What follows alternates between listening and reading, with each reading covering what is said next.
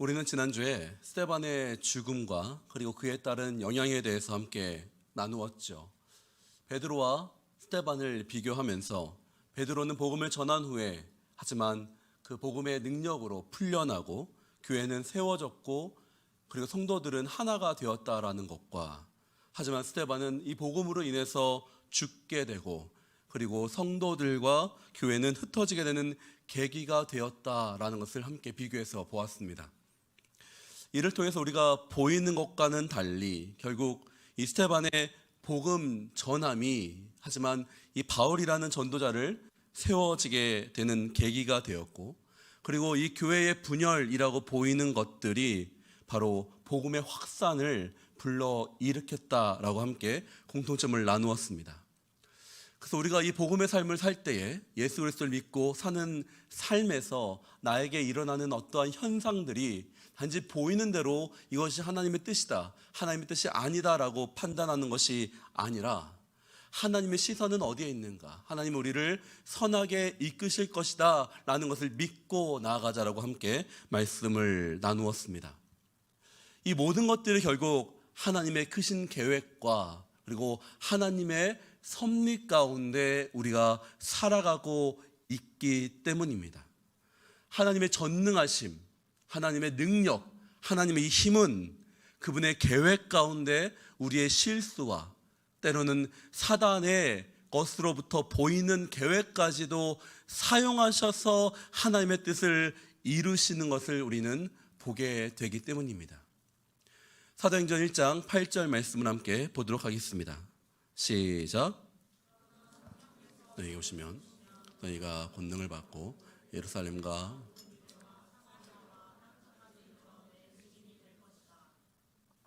아멘. 성령이 오신 이후에 예루살렘의 교회가 세워진 이후에 놀랍게도 핍박으로 인해서 이 말씀이 이루어집니다. 첫 교회인 예루살렘 교회를 넘어서 핍박으로 인한 흩어짐은 전 유대 이스라엘로 퍼지게 되었고, 그것들 넘어서 오늘 말씀 가운데 보여지는 사마리아를 가게 되었고, 이 사마리아를 넘어 로마에 이르게 되었고, 이 그리스에 이르게 되었고, 이집트에 이르게 되었고, 유럽에 이르게 되었고, 미국에 이르게 되었고, 중국에 이르게 되었고, 한국에 이르게 되어서 지금 우리가 예수 그리스도를 믿을 수 있는 이 하나님의 거대한 선교의 흐름 가운데 하나님의 능력이 이뤄진 것이죠.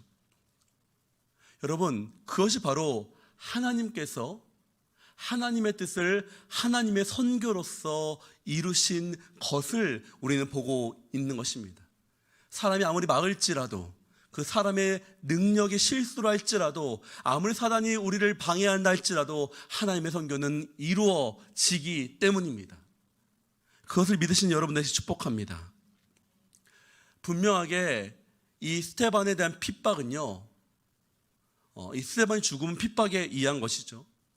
예수님의 죽으심은 성경에 보면 억울함과 타인에 의해서 일어난 수동적 사건으로 보입니다. 그런데 그것이 예수 안에 있음으로 인해서 이 예수의 죽음이 타인에 의해서 죽은 수동적인 사건이 아니라 예수께서 스스로 능동적이게 그 하나의 복음을 들어가신 능동적 사건으로 변해지게 되었죠. 스데반 또한 그가 하나님 앞에서 있었기 때문에 사실 그는 억울하게 죽임을 당했지만 그가 하나님 안에 있음으로 하나님께서 그의 죽음을 수동적인 것이 아니라 타의적인 것이 아니라 하나님의 뜻으로 바꿔버렸습니다. 스데반의 죽음을 영광스럽고 가치 있게 만드신 것입니다. 여러분, 우리 삶 가운데서요, 때로는 우리가 원하지 않는 수동적인 사건들이 일어날 때가 있습니다. 그 일이 때로는 나의 삶 가운데서 무슨 의미가 있는지 궁금할 때도 있습니다. 또는 매일매일 반복되는 것 같이 무의미한 삶이 내 삶 가운데서 벌어질 때가 있습니다. 그냥 그 흐름에 맞춰서 사는 것이죠. 그런데 그 삶의 의미가 때로는 우리가 모를지라도 우리가 예수 그리스도 안에 있다면, 우리가 하나님 안에 있다면 하나님께서 우리의 삶에 수동적으로 보이는 것들을 능동적으로 변화시키시며 우리의 삶 가운데서 무의미한 것들을 유의미한 것들로 바꾸시며 우리 삶이 마치 무채색같이 보이는 것들을 유채색같이 아름답게 만드신다라는 것입니다. 여러분, 그것이 바로 하나님의 능력인 것입니다. 우리가 하나님을 믿는 것은 그 믿음 안에서 우리의 삶의 변화가 능력이 임하기 때문임을 믿으신 여러분들이 축복합니다. 그래서 내가 끊임없이 그 수동적인 삶에 머무를 것인가, 아니면 하나님 앞에서 기도하고 나의 삶을 하나님께 드릴 것인가. 그래서 여러분, 우리가 매주 매일매일 하나님 앞에 나오는 것입니다. 매일 하나님께 예배를 드리려 결정하며 나오는 것이고, 이 예배를 통해서 나를 하나님께 드리는 것이고, 그리고 그 예배를 통해서 드려진 것들을 통해서 하나님으로부터 오는 생명력이 내 안에 들어오고, 그 생명력을 받아 우리가 똑같이 살아가더라도 그것이 하나님으로부터 오는 생명력으로 내가 살아가기 때문에 우리 삶이 능동적이고 하나님의 뜻으로 변화되는 것입니다. 여러분, 그것이 바로 예배의 힘이고요, 이 예배를 통해서 하나님께서 우리에게 주고자 하시는 것입니다. 여러분, 이 시간 가운데 예배를 드리러 오신 여러분들, 하나님께서 오늘 예배를 통해서 여러분들에게 다시 살아갈 힘과 능력을 주실 것을 예수님의 이름으로 축복합니다. 그리고 나의 삶의 주인이신 그 하나님의 능력을 받고 여러분의 삶을 관리하는 여러분 되시기를 예수님의 이름으로 축복합니다. 그것이 바로 은혜 받는 삶이고, 그것이 바로 증인, 예수를 믿는 증인의 삶인 것입니다. 이제 오늘 본문을 보면요, 이 하나님의 뜻 가운데 흩어진 사람들 중 빌립 리더가 나옵니다. 7명의 초대교회의 리더로 뽑혔던 한 명의 이 빌립의 이야기가 이 스데반의 이야기 이후에 나오게 됩니다. 성경은 이 빌립이 흩어진 자들 중 하나라고 말하고, 흩어진 자들 중에서 우연히 이 사마리아로 들어가게 됩니다. 우리 4절과 5절 말씀 함께 읽도록 하겠습니다. 시작.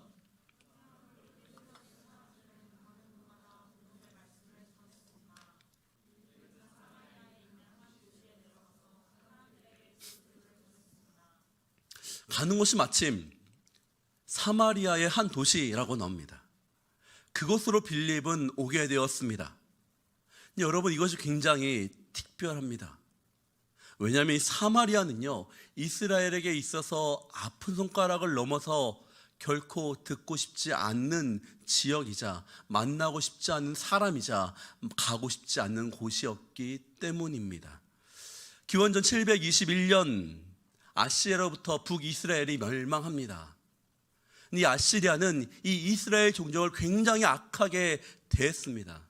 바로 아시리아에 있는 사람들을 이스라엘로 이주시키고, 이스라엘에 있는 사람들을 다른 나라로 이주시키면서 서로 결혼을 강제로 시켜서 혼합되게 만들었기 때문입니다. 그러다 보니까 이 전통 이스라엘, 정통 어머니 아버지가 다 유대인을 원하는 이스라엘 사람들은 이 사마리아 사람들을 가족으로 대하지 않았습니다. 그들과 같이 관계도 하기 싫고요, 그들하고 이야기하기도 싫고 같이 밥조차도 먹지를 원하지 않았습니다. 그들이 같은 성경을 보고 같은 언어를 하였으며 같은 역사를 하였지만 그들의 마음 가운데서는 사마리아 사람은 다른 사람이었습니다. 얼마나 싫었냐면, 이 남쪽에서 북쪽으로 올라갈 때 사마리아라는 중간을 지나가야 되는데, 지나가면 금방인데 그걸 굳이 뺑 돌아가는 겁니다. 몇십 킬로를 더 걸어서 가는 거예요. 얼마나 보기 싫었으면. 그렇게 살아왔던 것입니다. 그런데 그곳에 하나님은 빌립을 보내십니다. 빌립은 우연히 간 것 같지만 그 걸음을 인도하신 것은 바로 하나님이 신 것입니다. 여러분, 왜 하나님께서는 빌립을 굳이 사마리아로 보내셨을까요?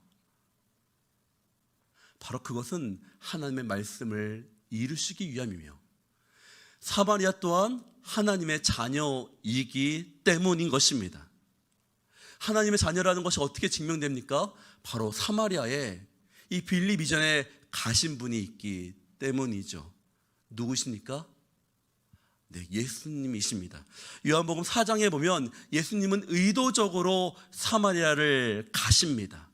사마리아의 잃어버린 영혼들을 찾으러 일부러 예수님은 의도적으로 방문하십니다. 그 이후에 이제 하나님께서는 다시금 이 빌립을 사마리아로 보내시면서 하나님의 복음을 전하게 하시는 것입니다. 그 복음의 확산은 이 사마리아로 퍼지게 됩니다. 많은 사람들이 이 복음을 듣게 됩니다. 복음을 듣는 가운데 많은 치유와 기적들이 일어나면서 더욱더 사람들이 이 복음의 귀를 기울이게 됩니다. 많은 사람들이 복음을 듣고 예수를 받아들입니다. 그리고 예수를 받아들인 다음에 세례를 받습니다. 세례를 받았던 소식을 이 예루살렘 교회가 들었습니다. 그리고 예루살렘 교회에서 두 사도였던 베드로와 요한이 파견을 오게 됩니다. 이 사도행전 1장 8절에서 일어났던 그 사건, 예수님께서 말씀하셨던 성령 이후에 이 사건이 정말로 일어난 것인가, 사마리아에 어떻게 성령이 임했을까를 확인하러 베드로와 요한은 옵니다.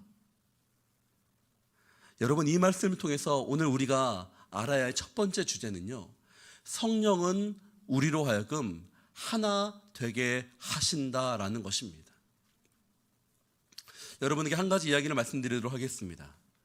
1903년도 원산에 한 교회에 특별한 일이 일어났습니다. 선교사로 조선에 오신 하디라는 선교사님이 있었습니다. 그에겐 한 가지 고민하는 것이 있었습니다. 왜 이렇게 교회가 부흥이 안 되는 것인가? 아니, 왜 이래 조선 사람들은 게으른 것인가? 왜 이렇게 이 조선 사람들은 쓸모없는 것처럼 보이는 것인가? 맨날 여자만 일하고 남자는 한량이고 늘 술 먹고 길에 돌아다니는 것들이 사람들의 눈에 밟히는 것입니다. 아무리 가르쳐도 성경을 받아들이지 않고 그들의 모든 삶은 너무나 무질서해 보였던 것이 바로 이 하디의 눈에 보였습니다. 하나님, 저들은 도대체 왜 그런가요? 내가 여기서 복음을 전하는 것이 의미가 있을까요? 하디가 그렇게 하나님 앞에서 기도하고 있었습니다. 성경을 공부하는 도중에 갑자기 하디 마음 가운데 큰 충격이 오게 됩니다. 이제까지 하나님 말씀을 받지 않았던 것이 그들의 잘못인 줄 알았는데 하나님께서는 하디야, 네가 교만해서 그렇다, 네가 교만해서 그래 라는 말을 갖게 된 것입니다. 나의 문제 때문에 하나님의 은혜가 임하지 못하였구나, 나의 문제 때문에 이 공동체 가운데 하나님의 사랑이 오지 않았구나라는 것을 하디 선교사는 깨닫게 되었습니다. 그 즉시 그 사람들 앞에서 회개하기 시작했습니다. 그리고 회개로부터 시작된 것이 바로 동시에 그 교회에 성령이 임하게 되었습니다. 성령이 임하자 그들 모두는 하나님께서 우리를 하나님의 자녀로 삼으셨다는 것을 서로가 믿게 되었습니다. 그리고 선교사님과 그 교회 성도님들은 하나가 되었습니다. 성령께서 함께 임하심으로 글빛기는 바로 1907년도에 있었던 평양대 부흥으로 흘러가게 됩니다. 양반들과 평민들과 종이라고 불렸던 노예자들이 함께 하나님 앞에서 회개하고 함께 예배드릴 때 동일한 하나님의 역사가 그들 가운데 임하기 시작했습니다. 하나님의 성령이 함께 임하자 그들은 신분의 벽을 다 벗어버립니다. 하나라는 것을 경험합니다. 하나님의 은혜가 너와 나가 다르다는 것이 아니라 너와 나에게 동일하신 임하신 하나님의 은혜를 경험하게 됩니다. 그들은 하나의 마음을 갖게 되었습니다. 바로 성령께서 임하심으로 하나의 교회가 된 것입니다. 여러분, 오늘 말씀을 보면 우리가 집중해야 될 것은 무엇이냐면 하나님께서 빌립을 보내시고 빌립으로부터 세례가 임하였을 때 왜 그 즉시 하나님께서는 빌립을 통해서 성령을 주시지 않았는가를 생각해 봐야 됩니다. 왜냐하면 그 전에 세례를 주면 하나님의 성령이 동시에 임했거든요. 여러분, 왜 하나님께서는 빌립을 통해서 세례를 주지, 이 성령을 부어주지 않으셨을까요? 빌립의 영성이 부을까요? 빌립에게 뭔가 회개할 것이 있었기 때문일까요? 아닙니다. 다음 주의 말씀을 보면 알겠지만 이 빌립은 굉장히 성령 충만했던 사람입니다. 성령과 늘 함께 있었던 사람입니다. 그럼에도 불구하고 하나님은 의도적으로 빌립을 통해서 임하게 하지 아니하시고 베드로와 요한을 통해서 성령을 주십니다. 바로 그 이유는 교회가 하나임을 알게 하시기 위함이었습니다. 여러분 생각해 보겠습니다. 이 예수님의 사역은요, 제자들이 잘 알지 못했어요. 그 사마리아에 가서 복음을 전하는 것에 대해서 그렇게 큰 마음을 들이지 못했습니다. 예수님은 사마리아가 예수님 안에서는 잃어버린 양과 같은 자들이었지만 이 제자들은 알지 못했습니다. 그렇기 때문에 하나님은 의도적으로 베드로와 요한을 보내서 그의 손을 통해서 성령을 부어주심으로써 한 교회임을 알게 하신 것입니다. 그것은 바로 성령께서는 예수를 믿는 표시이시기 때문입니다. 우리 고린도전서 12장 3절 후반절 말씀 함께 읽도록 하겠습니다. 시작. 아멘. 이 사마리아인들에게 성령이 임한 것은요, 사마리아인들에게도 굉장히 중요했습니다. 하지만 더 중요한 것은 누구였냐면 바로 이 베드로와 요한, 그들도 동일하게 이것이 특별한 사건이 된 것입니다. 만약 이 교회의 리더들 마음 가운데 먼저 그들이 하나라는 생각을 갖지 못하면 결단코 교회가 하나가 될 수 없었기 때문입니다. 하나님의 마음 가운데서는 사마리아와 이 예루살렘에 있는 모든 교회가 하나님 가운데 한 교회였지만 인간은 죄가 있기 때문에 그러지 못할 때가 있기 때문입니다. 만약에요, 빌립을 통해서 성령이 임했습니다. 너무나 큰 교회가 되겠죠. 하지만 인간은 악해서 이 빌립에 있는 사마리아 교회와 예루살렘 교회가 분열이 될 수 있었을 것입니다. 빌립은 그렇게 원하지 않을 수 있지만 여러분 말씀드린 것처럼 사마리아는 원래 이 예루살렘에 대한 무엇이 있었습니까? 거기에 대한 열등감이 있었던 곳이에요. 원래부터 계속 분리를 해왔던 곳이었습니다. 그렇기 때문에 그들 가운데 만약 교회가 따로 생겼다면 너무나 쉽게 분리가 되었을 것입니다. 하지만 하나님은 의도적으로 베드로와 요한을 통해서 그들을 하여금 보여주신 것이 무엇입니까? 너희는 어떤 교회다? 하나의 교회다. 하나인 것을 보여주기 위해서 성령이 임함으로 하나님의 뜻을 보여주신 것입니다. 그래서 우리는 알아야 되는 것이 무엇입니까? 성령으로 우리가 하나 될 때에 하나인 교회가 하나님의 역사가 일어난다라는 것입니다. 제가 예전에 M센터에서 사역했을 때입니다. M센터는요, 그곳에 여러 나라의 사람들이 우리나라에 노동자로 와 있죠. 그 노동자의 그 사람들의 나라에 맞게 그 나라에 맞는 예배가 세워져 있습니다. 그래서 필리핀 하면 필리핀 목사님과 같이 필리핀 사람들, 그래서 캄보디아, 러시아어, 태국, 네팔, 파키스탄, 베트남, 우즈박, 너무나 우리나라 와 있는 각 언어의 사람들이 모여서 예배를 드리는 곳이었습니다.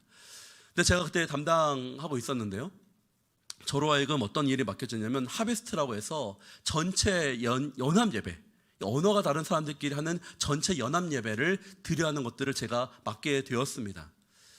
근데 제가 되게 마음 가운데 쉽게 생각했어요.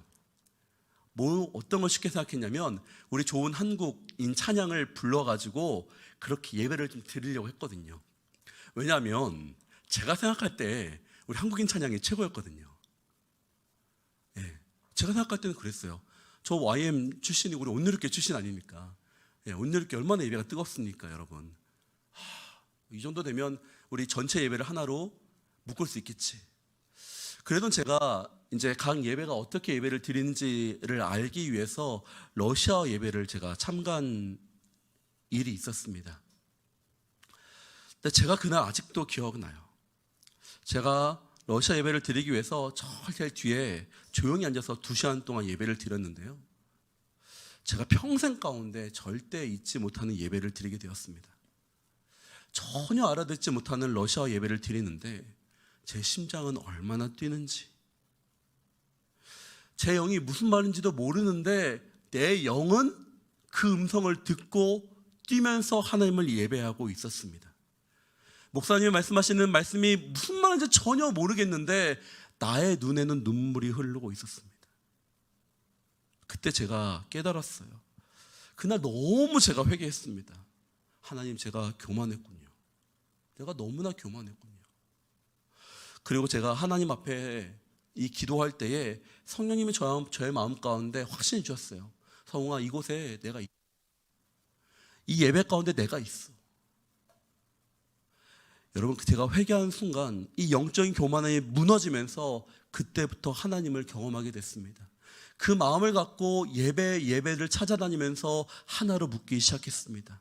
그리고 그렇게 준비했었던 집회 가운데 하나됨이 열리니까요, 너무나 수많은 형제들이요, 그곳에 와서 예수를 영접하고 예수를 받아들이고 하나님의 자녀가 되는 일들이 일어났습니다. 저는 그날을 절대 잊지 못해요. 여러분, 하나님께서는요, 우리에게 복을 주시기를 원하십니다. 아멘. 하나님 우리에게 은혜를 주시기를 원하십니다. 우리의 삶을 승리로 이끄시길 원하십니다. 놀라운 기적을 지금도 우리에게 부어주시길 원하십니다. 그런데 우리 여러분, 기억하셔야 될 것이 무엇이냐면 나에게 주시기도 하시지만 우리에게 주시기를 원하신다라는 것입니다. 그것은 하나님께서요, 우리가 함께 받기를 원하시기 때문입니다. 내가 받으면 이만큼 받는데 우리가 받으면 더 큰 은혜를 하나님께서 우리에게 부어주실 수 있기 때문입니다. 그래서 나만이 받는 은혜가 아니라 공동체로서 함께 받게 하심으로써 나의 문제와 나의 것들을 함께 해결해 주시는 하나님의 능력이 공동체 가운데 임하는 것입니다. 그래서 내가 이 공동체 가운데 속해 있는가, 내가 이 공동체 가운데 잘 붙어 있는 것이 너무나 중요한 것입니다.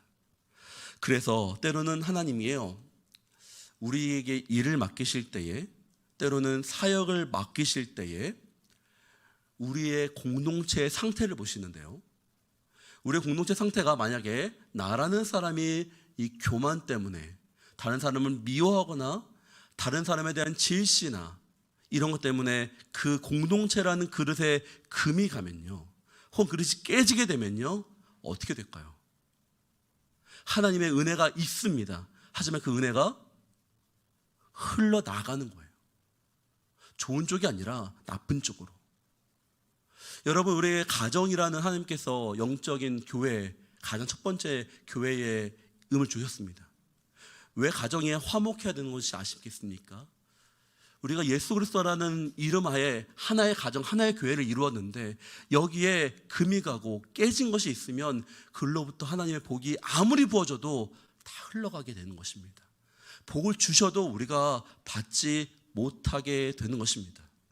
여러분, 사단은 이것을 너무나 잘 압니다. 그렇기 때문에 끊임없이 우리로 하여금 서로 하나 되지 못하게 만들려고 합니다. 서로를 의심하게 만들고 사소한 것에 미워하게 하고 오해하고 하고 화나게 하여서 하나님이 주신 은혜를 누리지 못하게 하는 것이 바로 이 사단의 전략인 것입니다.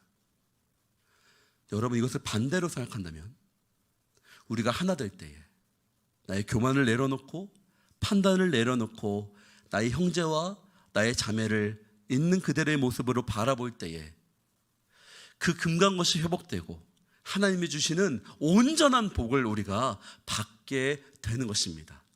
함께 말입니다. 그것이 바로 주께서 원하시는 교회의 모습인 것입니다. 그리고 그 일을 하시는 분이 바로 성령님이신 것입니다. 우리가 성령을 구하고 예배 가운데, 찬양 가운데, 기도 가운데 성령님께 나에게 나신을 드림으로써 회개하며 나아갈 때에 이 교회가 하나 되는 것입니다. 그리고 하나 되는 교회 가운데 성령님의 은혜가 그대로 임하고 그 은혜를 우리가 동일하게 함께 임하는 것입니다. 그래서 하나님의 역사가 일어나는 거예요. 나 혼자 잘해서 일어나는 게 아니라 우리가 잘함으로써 하나님의 역사가 임하는 것입니다. 여러분, 교회로부터 오는 복을 받기를 예수님의 이름으로 축복합니다. 공동체로부터 나는 복을 함께 받기를 예수님의 이름으로 축복합니다. 그것이 더 능력 있습니다. 더 파워풀합니다. 여러분, 그래서 교회가 있는 것입니다. 그래서 하나님께서는 사마리아에 빌립을 보내시고 세례를 주시고 베드로 요한을 보내서 성령으로 하나 되게 하시며 그곳에 교회를 세우신 것입니다. 성도님들, 성령으로 하나 되기를 축복합니다. 기도하십시오. 겸손하십시오. 교만하지 마십시오. 그것이 바로 교회를 살리고 우리가 하나님 앞에서 살아가는 방법인 것입니다. 두 번째 말씀의 주제를 함께 나누겠습니다. 바로 그것은 하나님이 주시는 이 선물에 대한 것입니다. 우리 9절과 10절과 11절 말씀 함께 보도록 하겠습니다. 시작.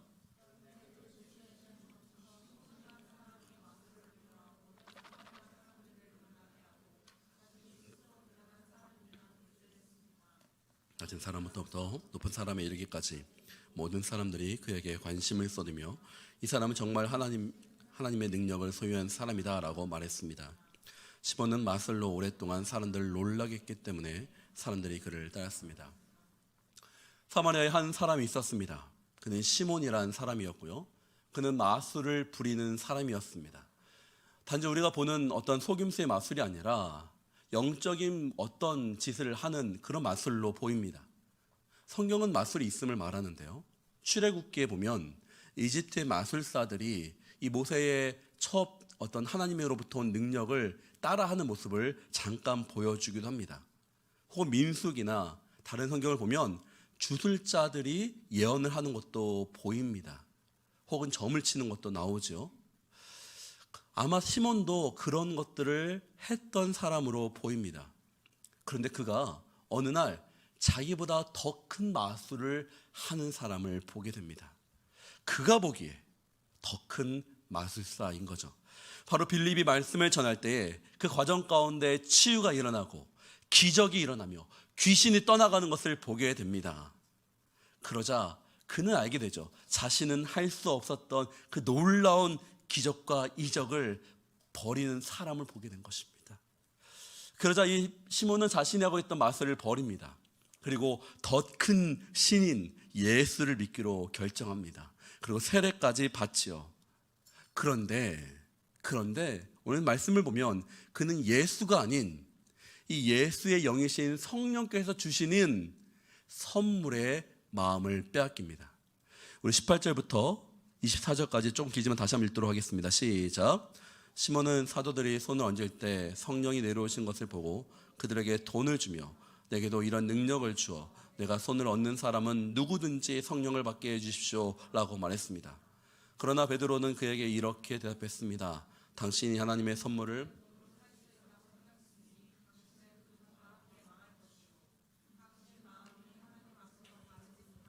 그대는 이 일에 상관할 것도 동참할 것도 없어.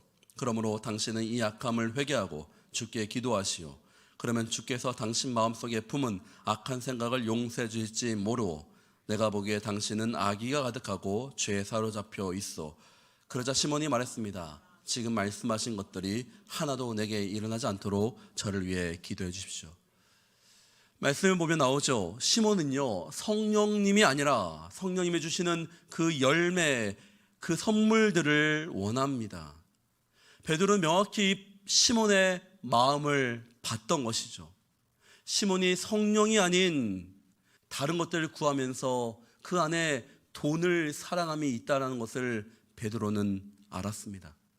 그는 말합니다. 성령을 모독하는 것, 마치 성령을 돈으로 살 수 있다라고 생각하는 것이 얼마나 악한 것인지를 이 베드로는 경고합니다. 여러분, 제가 이 말씀을 묵상하면서 이 시몬에 대해서 묵상을 할 때에 저는 이 시몬이 마치 이 시대를 대표하는 사람으로 보였습니다. 사마리아 사람들이 시몬을 따랐죠. 모든 사람들이 시몬을 따랐습니다. 그의 행동은 유행이었고 낮은 자부터 높은 자까지 그를 따랐다라고 성경에 나옵니다. 그는 어떤 사람이었습니까? 보이는 것을 좋아하는 사람이었습니다. 돈이라면 무엇이든 따르고자 하는 자였습니다. 그것을 대표하는 것이 시몬이죠. 여러분, 지금 우리의 시대를 보도록 하겠습니다. 여러분이 잠시 눈을 감는다면 여러분의 지금 머릿속은 어떠한 상태입니까? 많은 청년들이 지금 정보의 피로사회 가운데 있습니다. 눈이 나빠지는 것은 책을 많이 봐서가 아니라 핸드폰을 많이 봐서이고, 귀가 나빠지는 것은 다른 사람의 이야기를 듣는 것이 아니라 항상 귀에 이어폰을 꽂고 살기 때문이죠. 인터넷의 발달은 많은 정보를 우리에게 알려주어서 더 좋은 판단을 주는 것 같으나 오히려 정보에 뒤처지는 것 같이 느끼게 함으로써 우리를 더욱더 조급하게 만듭니다. 많은 정보를 얻어서 더 좋은 판단을 할 수 있을 것 같지만 많은 쇼핑 사이트는 더 싼 거를 알려주어서 마치 사지 않으면 안 될 것 같이 우리에게 좋은 것을 준다고 하면서 더 우리에게 속이죠. 돈을 벌게 하는 것처럼 느껴지지만 사실 돈을 잃게 만듭니다. 눈으로 보는 것을 추구하게 만들고 돈이라면 다 뭐든지 될 것 같이 보여지는 세상. 여러분, 이 사마리아에 있었던 사람들의 그 가치관과 지금 우리의 가치관이 무엇이 다르겠습니까? 만약 우리가 이 시몬과 같이 돈을 쫓고 세상의 유행을 쫓고 세상의 지식이 우리를 구원하고 자유롭게 한다라고 믿는다면 여러분, 베드로의 경고를 다시 한번 생각해 보십시오.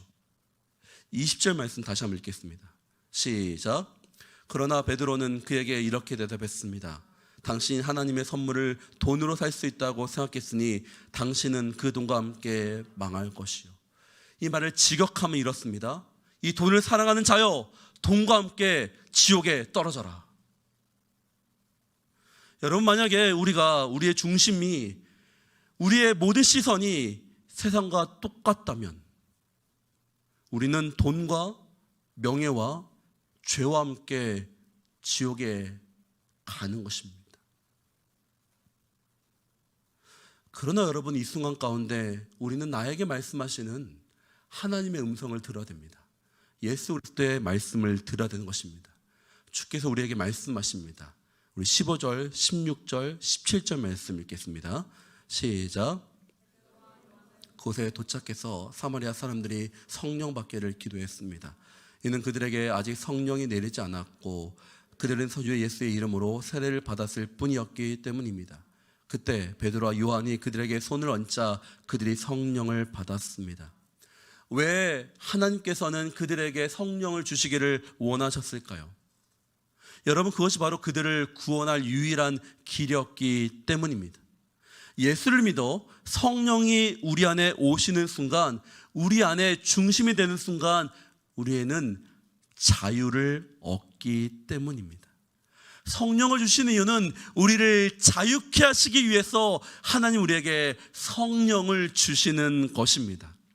많은 거짓된 정보와 많은 돈들과 우리가 바라보는 것들이 우리를 묶고 있습니다.